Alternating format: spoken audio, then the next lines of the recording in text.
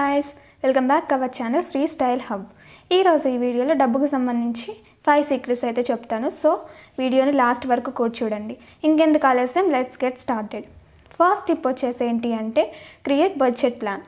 అంటే నువ్వు మంత్లీ కూడా ఎంత ఎర్న్ చేస్తున్నావో అంతా ఒక పక్కన నోట్ చేసుకున్న తర్వాత నువ్వు ఆ మంత్ ఎంత అయితే ఖర్చు చేస్తున్నావో అంతా ఇంకో పక్క నోట్ చేసుకున్న తర్వాత నీకు వచ్చిన శాలరీలో నీ ఖర్చులకు సంబంధించిన అమౌంట్ అనేది పక్కన పెట్టుకొని అంత ఖర్చు పెట్టేసాయి.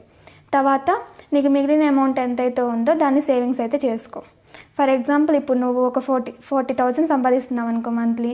దాంట్లో 25,000 అనేది నువ్వు ఎంతైతే ఖర్చులు అంటే ఏముంటాయి, లైక్ ఫుడ్ కానీ, ట్రాన్స్పోర్టేషన్ కానీ, లేకపోతే రూమ్ రెంట్ కానీ, వాటర్ కానీ, అదర్ యూటిలిటీస్ ఏమన్నా ఉంటే వాటికి నువ్వు ఇప్పుడు 40,000 సంపాదిస్తున్నావు కాబట్టి దాంట్లో 25,000 అనేది ఆ ఖర్చులకి పెట్టుకో. ఇంకా రిమైనింగ్ మిగిలిన 15,000 అనేది ఇటువైపు సేవింగ్స్ అయితే చేసుకో. అది ఫస్ట్ క్రియేట్ బడ్జెట్ ప్లాన్ అనమాట. అండ్ సెకండ్ టిప్ వచ్చేసి ఏంటి అంటే బిల్డింగ్ ఎమర్జెన్సీ ఫండ్ అనమాట. అంటే ఏంటి, ఇప్పుడు ఫర్ ఎగ్జాంపుల్ ఇప్పటికిప్పుడు నువ్వు జాబ్ చేయకపోయినా కానీ నువ్వు నెక్స్ట్ 6 months బతకగలను, నెక్స్ట్ 6 months ఏం ఎర్న్ చేయకుండా నేను బతకగలను, నా సేవింగ్స్ ఉన్నాయి అని చెప్పేసి పక్కా ఒక కాన్ఫిడెన్స్తో నువ్వు ఉండాలన్నమాట. అందుకోసం ఏం చేయాలి, నువ్వు సంపాదించిన దాంట్లో డైలీ పర్ మంత్ దాంట్లో 10% అయినా కానీ దాన్ని సేవింగ్స్లోకి చేసుకోవాలన్నమాట. అలా చేసుకున్నట్లయితే నువ్వు ఫ్యూచర్లో 6 months కాదు 1 year కూడా నేను మరి కష్టపడకుండా బతకగలను అన్న కాన్ఫిడెన్స్తో బతకగలవు. సో అది ఎమర్జెన్సీ ఫండ్ అనమాట. అండ్ నెక్స్ట్ థర్డ్ టిప్ వచ్చేసి ఏంటి అంటే ట్రాక్ స్పెండింగ్ అనమాట. అంటే ఫర్ ఎగ్జాంపుల్ ఏంటి, నువ్వు ఈ మంత్ ఇంత ఖర్చు పెట్టావు, కొన్ని చిన్న ఖర్చులు 10-20 బయట తినడానికి అలా ఖర్చు పెట్టావు. అలా ఖర్చు పెట్టినప్పుడు ఏంటి, నీకు తర్వాత క్యాలిక్యులేట్ చేసుకున్నప్పుడు ఈ మంత్ ఎంత ఖర్చు పెట్టాను అబ్బా అని క్యాలిక్యులేట్ చేసుకున్నప్పుడు అప్పుడు ఏంటి సరిగ్గా క్యాలిక్యులేషన్ అనేది రాదు. అప్పుడు నువ్వేం చేయాలి, లైక్ ఏదైనా యాప్స్ యూజ్ చేసి కానీ ఎక్సెల్ షీట్స్ ఉంటాయి కదా, నీకు తెలుసు కదా, ఎక్సెల్ షీట్స్లో నువ్వు ఎంత క్రెడిట్ చేసావు, ఎంత డెబిట్ చేసావు, టోటల్ బ్యాలెన్స్ ఎంత అన్నది ఎప్పటికెప్పుడు నువ్వు 1 రూపీ ఖర్చు పెట్టినా కానీ ఆ 1 రూపీ కూడా ఎక్సెల్ షీట్లో అనేది అప్డేట్ చేసుకుంటూ ఉన్నావు అనుకో, నువ్వు త్వరగా మర్చిపోకుండా ఉంటావు. అలాగే ఎప్పుడైనా కావాలనుకుంటే నువ్వు ఎక్సెల్ షీట్ ఓపెన్ చేసుకొని చూసుకోవచ్చు. సో నో ప్రాబ్లం అనమాట. సో ఈ ట్రాక్ స్పెండింగ్, ఓవర్ స్పెండింగ్ చేయకుండా, ఓవర్గా ఖర్చు పెట్టకుండా తక్కువగా ఖర్చు పెట్టుకో. నువ్వు ఎంతైతే సేవింగ్స్ చేస్తున్నావో దాన్ని ఇంకా పెంచుకోవడానికి ట్రై చేయి. అంటే అనవసరమైన ఖర్చులు ఏమైనా ఉన్నాయేమో చూసుకొని వాటిని తగ్గించుకొని ఇటు సేవింగ్స్ చేసుకోవడానికి ట్రై చేయనమాట. అండ్ నెక్స్ట్ ఫోర్త్ టిప్ వచ్చేసి ఏంటి అంటే అవాయిడ్ క్రెడిట్ కార్డ్స్. అంటే ఇప్పుడు క్రెడిట్ కార్డ్ తీసుకోవద్దా అని చెప్పేసి మీకు డౌట్ వచ్చి ఉంటుంది. సో క్రెడిట్ కార్డ్ తీసుకోవద్దని అయితే నేను చెప్పట్లేదు. క్రెడిట్ కార్డ్ తీసుకోండి, మంచిదే. కానీ ఏంటి, ఎప్పటికప్పుడు క్లియర్ చేసుకుంటూ ఉండండి. ఎప్పటికప్పుడు క్లియర్ చేసుకుంటూ ఉంటే ఏమవుతుందంటే మీకు సిబిల్ స్కోర్ అనేది తగ్గదు. ఫర్దర్గా ఏమన్నా ఫ్రీ లోన్స్ ఉన్నా కానీ అవి వస్తూ ఉంటాయి అన్నమాట. ఏం ప్రాబ్లం ఉండదు.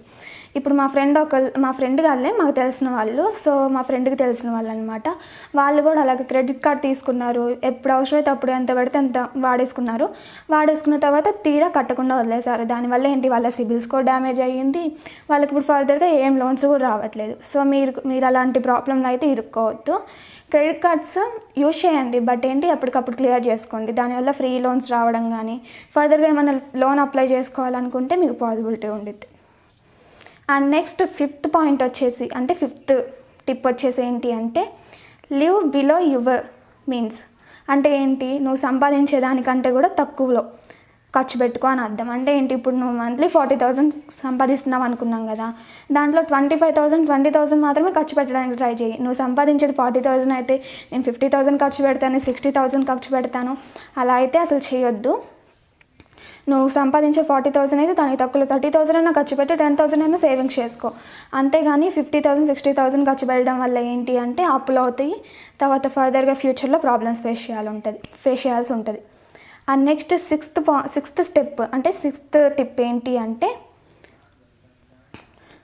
సేవ్ అండ్ ఇన్వెస్ట్ అనమాట. సేవ్ అండ్ ఇన్వెస్ట్ అంటే ఏంటి, ఇప్పుడు ఫర్దర్గా నీ సేవింగ్స్ ఆల్రెడీ ఉన్నాయి. ఒక 10 lakhs, 20 lakhs, 2 lakhs, 3 lakhs ఉన్నాయి. ఆ సేవింగ్స్ అన్నీ సరే నేను సేవింగ్స్ చేసుకుంటున్నా, నెల సేవ్ చేసుకుంటున్నాలే, ఆ అమౌంట్ అంతే ఉండిద్ది, అక్కడ పెట్టేద్దాంలే అని మాత్రం అస్సలు అనుకోవద్దు. ఆ అమౌంట్ తీసుకెళ్ళి ఎక్కడైనా ఇన్వెస్ట్ చేయండి. ఇన్వెస్ట్ చేయడం అంటే షేర్స్లో ఇన్వెస్ట్ చేయడం కానీ, లేకపోతే ఎవరికైనా అప్పుగా ఇవ్వడం కానీ ఇంట్రెస్ట్గా వద్దండి. మనుషులకైతే ఎవరికి ఇంట్రెస్ట్ ఇవ్వద్దు. ఇంట్రెస్ట్ రూ. 2 రూపీస్కి అలా ఇంట్రెస్ట్ ఇవ్వద్దు, ఎందుకంటే వాళ్ళు తిరిగి ఇస్తారో లేదో మనకి తెలియదు కాబట్టి. సో పీపుల్కి ఇవ్వడం అవాయిడ్ చేయండి. బ్యాంక్లో ఫిక్స్డ్ డిపాజిట్ చేయడం కానీ, బ్యాంక్లోనే రూ. 1 2 రూపీస్గా మనీ అనేది డిపాజిట్ చేయడం కానీ ఇంట్రెస్ట్తో అట్లా డిపాజిట్ చేయడం వల్ల ఏమవుతుంది, ఫర్దర్గా ఫ్యూచర్లో అది డబల్ త్రిబుల్ అవుతుందే తప్పించి అది అనేది డిక్రీజ్ అవ్వదు. ఆ అమౌంట్ అనేది ఏంటి మైనస్లోకి రావడం, జీరోస్లోకి రావడం అట్లా జరగదు. సో మీరు మీ సేవింగ్స్లో ఉన్న అమౌంట్ అనేది అలా ఇన్వెస్ట్ చేయడం వల్ల ఏమవుతుందంటే ఫర్దర్గా మీ మనీ అనేది డబల్ అవుతుంది కానీ అది తగ్గిపోదు, కాబట్టి అలా ఇన్వెస్ట్ చేయడానికి ట్రై చేయండి.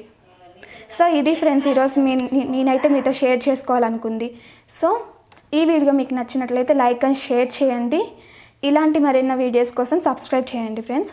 అలాగే తక్కువ బడ్జెట్లో, అంటే మీ బడ్జెట్ 500 అవనివ్వండి, 1000 అవ్వనివ్వండి, అంతలో మీకు కనుక ఏమన్నా ఫ్యాషన్ క్లాత్స్ కానీ, బ్యూటీ ప్రోడక్ట్స్ అంటే బట్టలు కానీ, ఏమన్నా క్రీమ్స్ అలాంటివి ఏమన్నా కావాలి అన్నా కానీ, లైక్ గ్యాడ్జెట్స్ కానీ, వాచెస్, బెల్ట్స్, ఫర్దర్గా మీరు డైలీ యూస్ చేసుకునే థింగ్స్ ఏమన్నా కావాలనుకుంటే ఇప్పుడు టెలిగ్రామ్ అండ్ వాట్సాప్ ఛానల్స్లో అయితే జాయిన్ అయిపోండి.